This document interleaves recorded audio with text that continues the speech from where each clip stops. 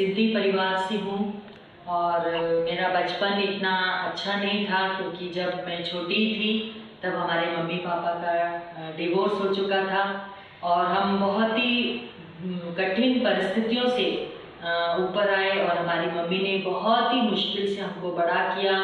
हम कई बार बचपन में ऑर्फनेज में भी हमें जाना पड़ा जहाँ मम्मी हमें लेके गई और मुझे इतना तो याद नहीं अपने बचपन के बारे में, पर मेरी बहनें मुझे बताती है कि हमारा बचपन बहुत बुरी तरीके से बीता। इस तरह हम धीरे धीरे बड़े हुए और बड़े होने के बाद हम इंदौर आए और इंदौर में मुझे याद है कि हमारी मम्मी हमें स्कूल में लेके गई और डायरेक्ट उन्होंने प्रिंसिपल से बोला मुझे मेरे बच्चों को इंग्लिश मीडियम स्कूल में ही पढ़ाना है। और मुझे पता है शायद परमेश्वर ने तभी से हमारे जीवन के बारे में सोच लिया होगा, क्योंकि अब मुझे समझ में आया है कि प्रभु का वचन कहता है कि जब हम माँ के गर्भ में होते हैं तभी से प्रभु हमें चुन लेता है। और इस तरह मैंने अपनी पढ़ाई पूरी करी 12वीं तक। तब तक मुझे पता नहीं था आगे मेरे जीवन का भविष्य में क्या लिखा है, क्योंकि मैं बिल्कुल ही एकदम शांत रहने वाली लड़की थी, बिल्कुल ज़्यादा बोलती नहीं थी, एकदम शर्माने वाली, क्लास में भी सबसे पीछे बैठती थी और बिल्कुल मुझे पता नहीं था ये जीवन क्या है। सिर्फ मम्मी के साथ हम मंदिर में जाते थे जैसे सभी लोग करते। महाशिवरात्रि आया तो शिव जी को पानी चढ़ाने जाते थे और हमारे घर के पास में एक बड़ा मंदिर था, अन्नपूर्णा मंदिर, और मुझे पता है कि हम हर दिन उस मंदिर में जाते थे और कुछ बिना मतलब के उस मंदिर में हम पूजा करके आ जाते थे, लेकिन पता नहीं था कि ये क्या होता है भगवान। हमारी मम्मी हम सबको बिठाती थी नीचे और बोलती थी कि प्रार्थना करो और जो भी तुम परमेश्वर से मांगोगे वो तुम्हें देगा। तो मुझे याद है बचपन से हमारी माँ ने हमें सिखाया कि घर में बैठ के भी जो तुम मांगोगे परमेश्वर से तो वो तुम्हारी प्रार्थना सुनेगा। लेकिन एक गुरु था राधा स्वामी, मुझे पता है मम्मी हमेशा हमें उस गुरु के पास लेके जाती थी। बड़े बड़े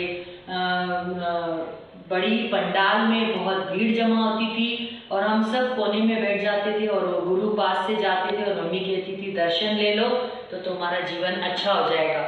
लेकिन मुझे कुछ पता नहीं था कि ये गुरु क्या है, सिर्फ हमारी माँ जो बोलती थी हम सुनते चले जाते थे, क्योंकि बचपन से मैंने मेरी माँ को देखा, हमें बड़ा करने में उसका बहुत बड़ा हाथ था।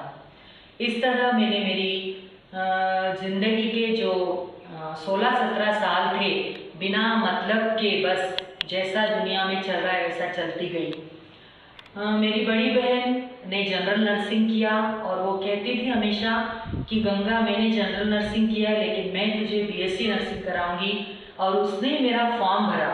लेकिन हम सिंधियों में नर्स बनना बिल्कुल अच्छा नहीं मानते और मेरी मम्मी ने कहा कि नहीं मैं तुझे नर्स बनने जाने नहीं दूंगी। लेकिन मेरी बहन की बहुत इच्छा थी कि मैं बीएससी नर्सिंग करूं और उसने फॉर्म भर के मेरी मम्मी की साइन की जगह पे उसका साइन कर दिया और मैं ऐसे बीएससी नर्सिंग के लिए इंटरव्यू देने चली गई। वहाँ देखा तो सब लड़कियाँ अपने मम्मी पापा के साथ एकदम इसी तैयारी से आई हुई थी और मैं सिर्फ अकेली साइकिल पे वहाँ बीएससी नर्सिंग इंटरव्यू के लिए चली गई। मुझे पता नहीं वो क्या इंटरव्यू होता है, कैसा होता है, और देख रही थी सब लोग तैयारी कर रहे हैं, क्या पूछेंगे, प्रश्न क्या पूछेंगे, इंटरव्यू में कैसे बोलना है। मैं चुपचाप एक कोने में बैठी हुई थी और जब मेरा नंबर आया बीएससी नर्सिंग का अंदर इंटरव्यू देने जाने के लिए तो उन्होंने सिर्फ मेरे से एक ही प्रश्न पूछा, तुम्हारी हाइट कितनी है और घर में क्या सब इतने लंबे हैं। तो मैंने सोचा कि इनको शायद मुझे एडमिशन नहीं देना है इसलिए ऐसा मुझसे प्रश्न पूछ रहे हैं। ऐसा कोई प्रश्न होता है क्या इतना बीएससी नर्सिंग के एडमिशन के लिए। तो मैंने मेरा हाइट बताया और कहा हाँ घर में सब इतने ही लंबे, और उन्होंने कहा हाँ आप जाइए, अभी यदि आपका एडमिशन हो जाएगा तो आपको बता दिया जाएगा। और मैं चुपचाप वहाँ से निकल गई और हमारा घर बहुत दूर था उस कॉलेज ऑफ नर्सिंग से और मैं साइकिल पे वापस आ गई।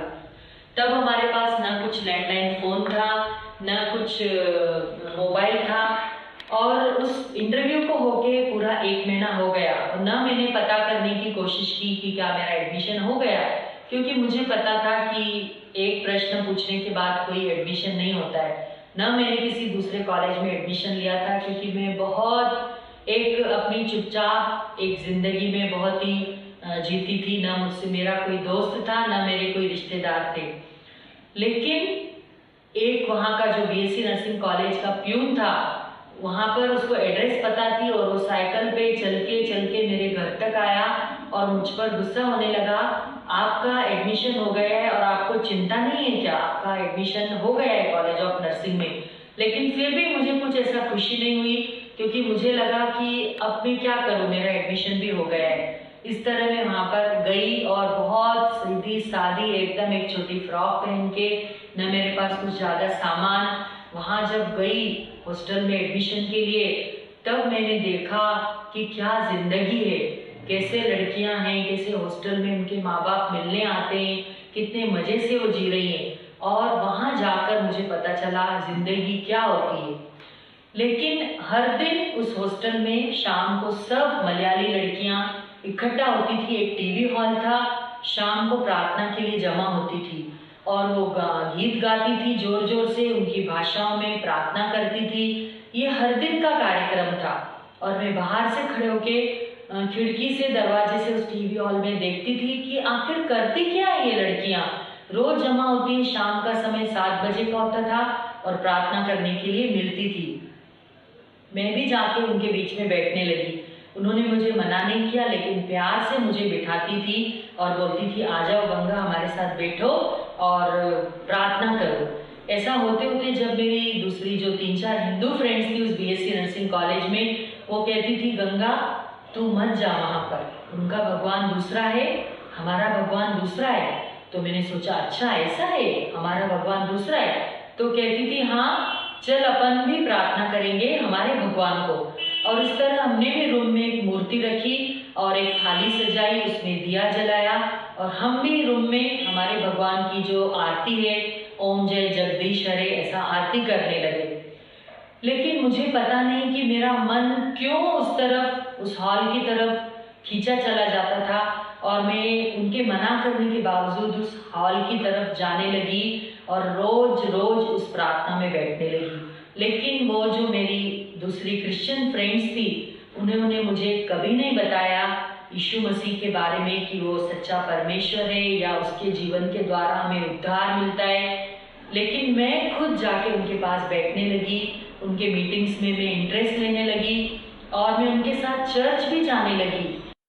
और उनका जो मैंने देखा कि वो मुझे बहुत प्यार करने लगी। और मैंने बताया, बचपन से मेरा जीवन एकदम अपने में शांत, ऐसा प्यार नहीं मिला किसी का, क्योंकि हमारी मम्मी ने हमें बहुत मुश्किल से बड़ा किया। 6 बच्चे और हमारी मम्मी, तो बहुत डर के हम उसके साथ जीते थे। तो मैं दुनिया का प्यार पाने के लिए, उन क्रिश्चियंस लड़कियों का प्यार पाने के लिए, मैं उनको और खुश करने के लिए उनके साथ जाने लगी, क्योंकि मैंने देखा, जाने दो, मुझे तो प्यार मिल रहा है ना इनका। और मैं उन लोगों का प्यार पाने के लिए उनके साथ चर्च जाने लगी, उनके साथ मीटिंग्स जाने लगी। लेकिन मैं अपनी हिंदू फ्रेंड्स को भी खुश करने के लिए उनके साथ मंदिर जाती थी, गणपति मंदिर भी जाती थी, क्योंकि मैं उनको भी दुखी नहीं करना चाहती थी। इस तरह मेरे 4 साल बीत गए और मैं एक नर्सिंग स्कूल में ट्यूटर बन गई। वहाँ ट्यूटर बनने के बाद मैं एक क्रिश्चियन गीत गाने लगी। तो वो गीत मेरा सुन के एक ट्यूटर थी, शीला सेठ, उसने कहा, अरे गंगा, तुम तो बहुत अच्छे क्रिश्चियन गीत गाती हो। मैंने कहा, हाँ मुझे बहुत गीत आते हो। और उसको लगा मैं बहुत अच्छी क्रिश्चियन हूँ। तो उसने मुझे कहा, चलो हम तुम्हें कैंप में लेके जाएंगे, डिसाइपलशिप ट्रेनिंग कैंप पे। मुझे तो बस इतना ही था कि कोई मुझे प्यार करे, मुझे कोई पसंद करे, उनको अट्रैक्शन पाने के लिए मैं जहाँ वो बोलते थे मैं चली जाती थी। वो शीला सेठ जो दीदी थी, वो मुझे कैंप में लेके गई। इंदौर के पास एक मऊ में कैंप था, वहाँ डिसाइपलशिप ट्रेनिंग कैंप जो ईयू के लोगों के द्वारा अरेंज किया गया था, वहाँ मैं कैंप में गई। और वहाँ जाने के बाद भी उन सब लोगों को लगा कि मैं बहुत अच्छी क्रिश्चियन हूँ, पर मुझे पता था कि मैं कहीं दूर दूर से प्रभु यीशु मसीह को प्यार नहीं करती थी। सिर्फ उनका प्यार पाने के लिए मैं क्रिश्चियन गीत गाने लगी। उन्होंने आगे भी बुलाया मुझे आराधना करने के लिए, मैं आगे गई। आगे आकर भी मैं गीत गाने लगी। पहला दिन हुआ, वहाँ पर एक प्रचारक थे, ब्रदर नवीन टाड़गे, और उन्होंने बताया कि प्रभु यीशु मसीह ने हमसे कैसा प्रेम किया। उन्होंने अपना, परमेश्वर ने हमें अपना इकलौता पुत्र दे दिया। कि जो कोई इस पर विश्वास करेगा वह नाश न होगा किंतु अनंत जीवन पाएगा। और जो प्रभु यीशु मसीह का चेला बनना चाहता है उसको खुद का इनकार करना पड़ेगा। मैं अपने रूम में गई और मैंने सोचा परमेश्वर ने इतना प्रेम किया, उसने अपना इकलौता बेटा दिया मेरे लिए, और मैं इस दुनिया के प्रेम पाने के लिए कितना इनके पीछे भाग रही हूँ। उनको खुश करने के लिए मैं जहाँ बोलते जाती हूँ, चर्च जा रही हूँ, मीटिंग जा रही हूँ, हिंदू फ्रेंड्स को खुश करने के लिए उनके साथ मंदिर जाती हूँ। लेकिन प्रभु, मैं आज आपसे क्षमा मांगती हूँ और मैं चाहती हूँ कि प्रभु यीशु मैं भी अपना जीवन आपको समर्पित करूँ। और वो 15 अगस्त 1992 का दिन था। मुझे नहीं पता, लेकिन मैंने ये बात किसी को बताई नहीं वहाँ कैंप में, लेकिन पूरी तरह से मैंने अपना जीवन प्रभु यीशु मसीह को समर्पित कर दिया। और जैसे ही मैंने अपना जीवन प्रभु यीशु मसीह को समर्पित किया, पवित्र आत्मा ने मेरे जीवन में ऐसा कार्य किया कि मैं पूरी तरह से प्रभु के लिए एकदम पागल हो गई।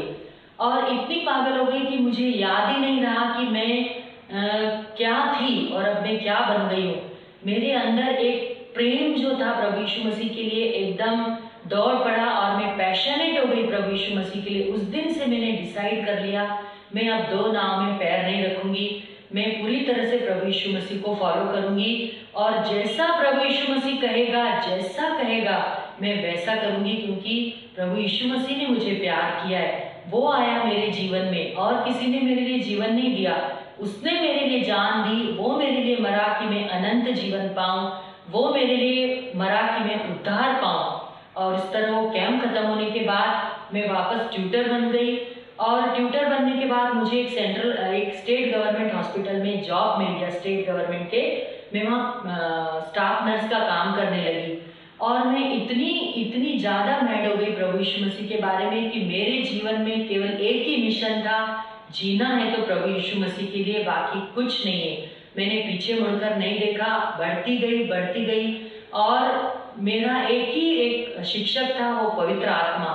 मेरे पास मुझे सिर्फ वचन जो मैं पढ़ती थी पवित्र आत्मा सिखाता चला गया और मेरा एक मिशन था कि जैसा वचन में लिखा है मैं वैसा ही करूँगी। मैं नहीं देखूंगी कि पास्टर क्या बोलता है, कौन क्या बोलता है, जैसे वचन कहता है मैं वैसा करूंगी। और वहाँ डॉक्टर्स को, नर्सेस को, सबको मैं प्रभु यीशु मसीह के बारे में बताने लगी। ऐसे बहुत आसान जिंदगी मेरी बीतने लगी। लेकिन एक समय आ गया कि जब मेरी मम्मी सोचने लगी कि मेरी शादी के बारे में, तब तक मैंने बताया नहीं था मेरी मम्मी को कि मैं एक प्रभु यीशु मसीह को अपना उद्धारकर्ता अपने जीवन में स्वीकार कर चुकी हूँ। जब मैं घर जाती थी तो मम्मी को लगा कि इसके ऊपर किसी ने जादू टोना कर दिया, क्योंकि ये प्रसाद नहीं लेती, मंदिर नहीं जाती। तो वो भी एक महाराज के पास जाकर ताबीज लेके आती थी और उसने घर की चौखट पर ताबीज बांधना शुरू किया, मेरे हाथों पर ताबीज बांधना शुरू किया। लेकिन मैंने वो ताबीज निकाल के फेंक दिया और मैंने मेरी मम्मी को बताया कि मम्मी, मैं अब शादी करूंगी तो क्रिश्चियन से ही करूंगी। तो वो भी परेशान होने लगी। मुझे एक दुख भी था कि मेरी मम्मी ने हमको बहुत मुश्किल से बड़ा किया है, मैं कैसे मेरी माँ को दुखी कर सकती हूँ। लेकिन मैंने सुना था वचन में कि जो कोई प्रभु यीशु मसीह को अपना गुरु मानता है और जो चेला बनना चाहता है उसे सब बातों का इनकार करना पड़ेगा। तो मैंने सोचा, प्रभु तूने मुझे प्यार किया है, अभी मुझे ये इनकार तो करना पड़ेगा। मेरी माँ है ये, लेकिन तू जरूर मार्ग निकालेगा। और इस तरह मैं घर भी नहीं आती थी और हॉस्टल में रहने लगी और हॉस्टल में ही संगति करती थी। और मुझे बहुत प्यार से हमारे ईयू के जो ग्रेजुएट्स थे, ईयू के स्टूडेंट्स थे, उन्होंने मुझे बढ़ाने में मदद की प्रभु में। और मैं प्रार्थना करती थी, प्रभु मेरा कोई रिश्तेदार नहीं है, क्योंकि मेरी माँ है, वो कहाँ से मेरे लिए एक जीवन साथी ढूंढेगी। लेकिन मेरी एक प्रार्थना है प्रभु कि जो भी मुझे पहली बार देखने के लिए आएगा लड़का, मैं उसको हाँ बोलूँगी, क्योंकि मैंने तुझे अपना जीवन दिया है, तू मेरा पिता है, तू जानता है मेरी ज़रूरत के बारे में। मैं नहीं कुछ भी बोलूँगी कि मुझे कैसा लड़का चाहिए, लेकिन तू जो पहले मेरे लिए भेजेगा लड़का, मैं उसको हाँ बोलूँगी। और मैंने बपतिस्मा लिया प्रभु की दया से और एक चर्च ज्वाइन किया, राजस्थान बाइबल इंस्टीट्यूट का। इंदौर में एक चर्च का ब्रांच था, पास्टर वॉलिस, मैंने उनका चर्च ज्वाइन किया और वहाँ पर एक यादव आंटी आती थी चर्च में, और वो कहने लगी, गंगा, यहाँ पर एक लड़का था सुनील मैसी, और वो प्रभु को प्यार करता है और मैं जानती हूँ उसे। वो भी एक अच्छी लड़की के लिए प्रार्थना कर रहा था कि उसको जीवन साथी मिले। तो मैं पता करती हूँ वो नासिक में है कि उसकी शादी हो गई है कि नहीं, और यदि उसकी शादी नहीं हुई तो हम जरूर तुम्हारा प्रपोजल उसके पास भेजेंगे। और ये प्रभु की योजनाएं थी, क्योंकि मेरे पति भी जब नासिक में थे वो प्रार्थना कर रहे थे कि मुझे भी ऐसी लड़की चाहिए जो हिंदू परिवार से हो, जो सिंधी हो और जो बीएससी नर्स हो। उन्होंने ये 3 बातें उनकी डायरी में लिख के रखी थी। और यहाँ पर मेरा भी एक प्रार्थना था कि प्रभु जो मुझे पहले देखने आएगा मैं उसे हाँ बोलूँगी। और इस तरह जब उनके पास मेरा नाम गया तो उन्होंने भी हाँ बोल के वो बोले ठीक है मैं देखने आऊँगा। और जैसे ही वो आए, एक घर में यादव आंटी के घर में हमारा मीटिंग फिक्स हुआ। और उस दिन जब वो आए और मैं भी गई अपने हॉस्टल से उनके पास, मैंने कुछ भी उनसे नहीं पूछा, मैंने सिर्फ बताया मेरे जीवन का एक विजन है कि मुझे प्रभु को प्यार करना है और मुझे प्रभु की सेवा करनी है, मुझे प्रभु के पीछे चलना है। और उन्होंने भी कहा कि मेरा भी एक ही विजन है कि मुझे प्रभु के पीछे चलना है और मुझे प्रभु की सेवा करनी है। बस इतना ही बात हम दोनों ने किया, उसके बाद हमने कुछ भी बात नहीं की। लेकिन एक बड़ी समस्या थी, अब मेरी मम्मी को कैसे हमको मनाना है। इस तरह 3 महीने बीत गए। मेरे जो अभी हस्बैंड है मिस्टर सुनील मैसी, उन्होंने मुझे बोला कि तुम्हारी क्या डिसीजन है। मैंने बोला मुझे प्रार्थना करना है, क्योंकि मुझे सिखाया गया था कि हमें प्रार्थना करना है, प्रभु जब तक अगुवाई नहीं करेगा हमें हाँ नहीं बोलना है। तो मैंने कहा मैं प्रार्थना करूंगी और प्रभु यदि मुझे बोलता है कि हाँ तू आगे बढ़ तो मैं आपको जरूर हाँ बोलूंगी। और इस तरह 3 महीने बीत गए। मैं प्रार्थना करी, प्रभु तू मुझे मदद कर, क्या यही मेरे लिए सही चुनाव है, यही मेरे लिए सही जीवन साथी है। और प्रभु ने मुझे वचन के द्वारा बताता गया। हर दिन जब मैं प्रभु के साथ बैठती थी, प्रभु मुझे मार्गदर्शन करता गया कि तुझे आगे बढ़ना है, यही तेरे लिए मैंने चुना है, इसी को मैंने तेरे लिए चुना है, जा और इसके द्वारा बहुत बड़े कार्य करूँगा मैं। और इस तरह मैंने मेरे हस्बैंड को बोला कि हाँ ठीक है मैं तैयार हूँ आपके साथ शादी करने के लिए। जिस दिन हमारी एंगेजमेंट थी उस दिन मैंने चुपचाप बैठी थी हॉस्टल में और मैं प्रार्थना कर रही थी, प्रभु मेरी मम्मी का फ़ोन आना चाहिए, मैं नहीं चाहती मेरी मम्मी को दुखी करके मैं एंगेजमेंट करूं, क्योंकि वो उसका बहुत बड़ा रोल है मेरे जीवन में। अचानक आप विश्वास नहीं करेंगे, मेरी मम्मी का फ़ोन आया कि गंगा तुझे एंगेजमेंट करनी है ना, आजा अपन घर में एंगेजमेंट करेंगे। वो मेरे लिए बहुत खुशी का दिन था और मैं घर गई और एक छोटे से हॉल में, हमारे घर के छोटे से हॉल में मम्मी ने एंगेजमेंट का सब तैयारी किया। मेरे पति के जो बहुत सारे रिश्तेदार थे, इतने सारे लोग आए। उस दिन मैंने देखा इतना बड़ा मेरा ससुराल है। मैंने प्रभु से कहा, प्रभु अभी तक मेरे कोई रिश्तेदार नहीं थे, लेकिन तूने मुझे इतने रिश्तेदार दिए और इतने प्यार करने वाले रिश्तेदार मुझे मिले। मुझे कितना प्यार करने लगे मेरे ससुराल के लोग। मेरी मम्मी चुपचाप बैठी रही, उसने कुछ भी नहीं कहा और अच्छे से हमारा उस दिन एंगेजमेंट हो गया। मैं प्रभु को धन्यवाद देती हूँ। और उस दिन मेरी माँ बहुत खुश थी, उसने उन सबके लिए खाना बनाया। जो मेरी माँ इतनी कड़क, इतनी स्ट्रिक्ट, मुझे नहीं पता कि उसने किसी से भी प्यार से कभी बात की होगी। मैं जानती हूँ मेरी माँ को, लेकिन उस दिन उनके लिए उसने सबके लिए खाना बनाया मेरी माँ ने, और सब खुशी से वो लोग गए। और इस तरह 19 अक्टूबर 1994 में हमारी शादी हुई। और इतनी अद्भुत तरीके से हमारी शादी हुई कि हमारा जो जितने रिश्तेदार थे उनको रिसीव करने से लेकर शादी तक सब कुछ हमारे यूएसआई लोगों ने काम किया। बहुत लोगों ने शादी अटेंड की और सबने कहा इतनी सुंदर शादी हमने नहीं देखी। मैं उस बारे में प्रभु को धन्यवाद देती हूँ। और इस तरह मैं नासिक में आई, और जब नासिक में आई तो मैंने देखा कैसे प्रभु ने मेरे जीवन में एक आनंद भरा। और अभी तक जिस प्यार के लिए मैं तरसती थी, मेरे पति ने मुझे बहुत प्यार किया। और जो जीवन मैंने देखा नहीं था, जो बचपन मेरा इतने कष्टों से गुजरा, कभी मैंने सोचा नहीं था कि जिंदगी इतनी सुंदर होती है। लेकिन मेरे पति ने मुझे पूरी दुनिया दिखाई, बहुत प्यार किया। जिस पिता की मैं अभी तक कमी महसूस करती थी, वो पिता की कमी भी मेरे पति ने पूरी की और मुझे बहुत प्यार से हर चीज़, कभी नहीं देखी वो चीज़ें, सब मुझे परमेश्वर की दया से उन्होंने मुझे प्रोवाइड किया। और नौकरी के लिए मैं प्रार्थना करने लगी, प्रभु मुझे एक अच्छा नौकरी चाहिए। और सेंट्रल गवर्नमेंट का तब रिक्रूटमेंट का समय था और सभी लोगों ने डोनेशन दिया उस हॉस्पिटल में, लेकिन मुझे बिना डोनेशन के उस सेंट्रल गवर्नमेंट हॉस्पिटल में नौकरी मिली। ये मेरी गवाही है। सबने डोनेशन दिया 70,000, 80,000, लेकिन मैं बिना डोनेशन के उस सेंट्रल गवर्नमेंट हॉस्पिटल में मुझे नौकरी लग गई। और नौकरी लगने के बाद परमेश्वर ने मुझे एक बहुत ही सुंदर 2 बच्चे दिए, और मिखाइल और जरूषा। हमें पता भी नहीं था कि हमें पहला बेटा होने वाला है, लेकिन हमने उसका नाम मिखाइल रखा। जब नासिक में मेरा जब बेटा हुआ मिखाइल, और उसकी देखभाल करने के लिए मेरी छोटी बहन आई और वो मेरे साथ रहने लगी। और मैंने कभी उसे बताया नहीं भारती कि तू प्रभु यीशु मसीह को ग्रहण कर, लेकिन वो मेरे साथ चर्च आने लगी, जो भी हमारी बाइबल स्टडीज होती थी उसमें आने लगी, और परमेश्वर ने उसके जीवन में कार्य किया। और वो बाइबल स्टडीज में आते आते धीरे धीरे धीरे उसने अपना जीवन पूरी तरह से प्रभु यीशु मसीह को दे दिया। और आज वो इतनी बहुत ही स्ट्रांग प्रभु यीशु मसीह की एक डिसाइपल है, मुझसे भी ज़्यादा एक प्रेयर योद्धा है। और मैं सच में प्रभु को धन्यवाद करती हूँ कि उसके मेरे द्वारा, मेरे घर के द्वारा, मेरे जीवन के द्वारा एक मेरे छोटी बहन ने भी प्रभु यीशु मसीह को ग्रहण किया, और उसने भी एक मिशनरी से शादी की जिसका नाम है प्रवीण राजू।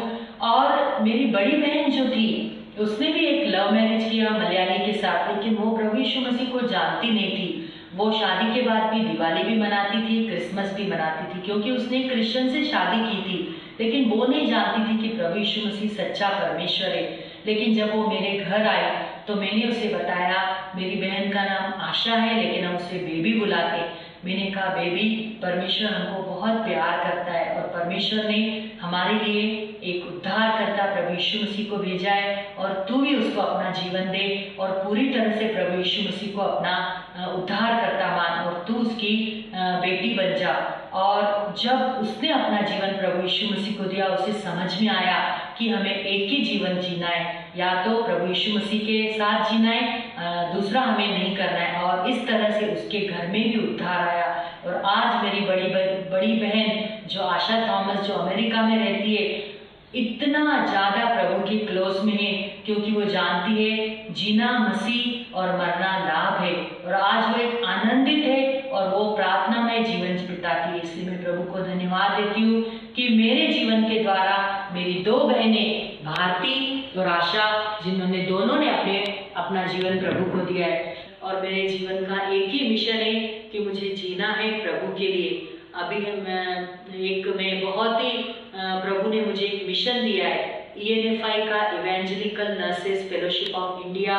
और मैं चाहती हूँ कि मैं कई नर्सेस के बीच में कार्य करूँ, और जो नर्सेस एक जीवन जीती है सिर्फ पैसा कमाने के लिए, नौकरी के लिए, और सिर्फ चाहती है कि हम पैसों के लिए काम करें, लेकिन मैं उन्हें बताना चाहती हूँ कि प्रभु ने हमें नर्स बनाया है, ये उसका कॉलिंग है, ये बुलाहट है हमें प्रभु की।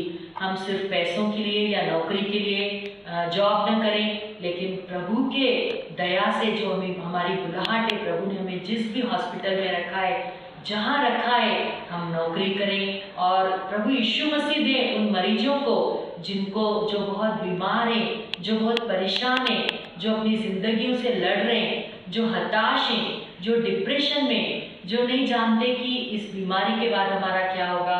तो हमारा एक मिशन है, मेरा एक मिशन है कि मैं उन नर्सेस के बीच में कार्य करूं, और चाहूं कि वो नर्सेस को बताऊं कि प्रभु के वचन के ऊपर हमें खड़े होकर हमारा जीवन जीना है, और प्रभु के वचन के ऊपर खड़े होकर हमें हमारी नर्सिंग करनी है, हमारी ड्यूटी करनी है। और कितना सुंदर जीवन है ये, कितना सुंदर, हम हर दिन आनंद से अपना जीवन बिता सकते हैं। नौकरी करें लेकिन कुरकुर करके और मरमर करके नहीं, लेकिन हर दिन जहाँ पर भी हैं, वार्ड में, हम डॉक्टरों के बीच में, पेशेंट्स के बीच में, नर्सेस के बीच में, हम हमारे प्रभु यीशु मसीह का सुसमाचार फैलाते हुए हमारी नौकरी करें।